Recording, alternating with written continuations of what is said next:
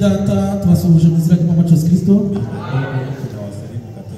Uwiteka Imana yacu arakoze kubw'imirimo itangaza dukoreye.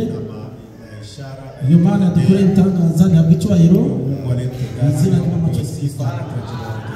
Reka duhaguruke dusome ibyanditswe mu gitabo cya Zaburi ibice 20 duhere ku murongo wa 1 dukomeze hepfo. Turasoma mu izina ry'Umwami wacu Yesu Kristo.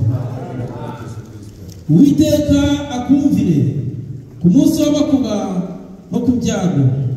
Izina ry'Imana ya Yakobo rigushyire hejuru, ikoherereze gutabarwa kuva ahera h'urusengero, iguhe imbaraga ziva i Siyoni, yibuke amaturo yawe yose, yemere igitambo cyawe cyokeje, iguhe icyo umutima wawe ushaka, isohoze inama zawe zose. Tuzaririmbishwa impundu n'agakiza kawe, kandi ku bw'izina ry'Imana yacu tuzerekana amabendera yacu. Uwiteka asohoze ibyo usaba byose. None menye yuko Uwiteka akiza uwo yasize, azamusubiza ari mu ijuru ryegera, azamusubirisha imbaraga zikiza z'ukuboko kwe kw'iburyo. Bamwe biringira amagare, abandi biringira amafarashi, ariko twebweho tuzavuga izina ry'Uwiteka Imana yacu.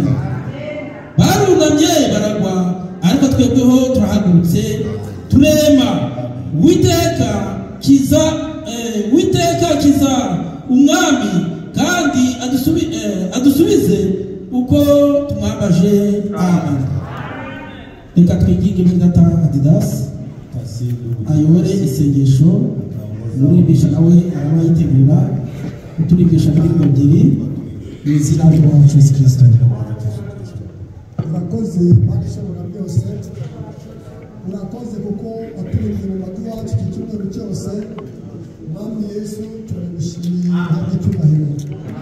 Warinze bashiki bacu na bene data, nanjye bwite nibonye muri aya materaniro kuko ubuntu bwawe uhabwa icyubahiro. Warinze abashoferi mu nzira aho twacaga, bibonye hano nanjye dutanze ahubwo ni kubw'ubuntu bwawe uhabwa icyubahiro.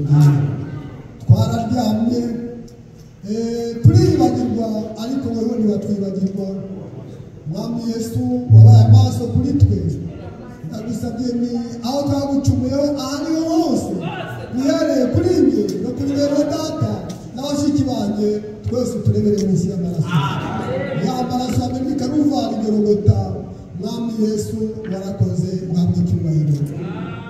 Turi muri aya materaniro uko wavuze uti nta musozi wera kereka uwumanukiye.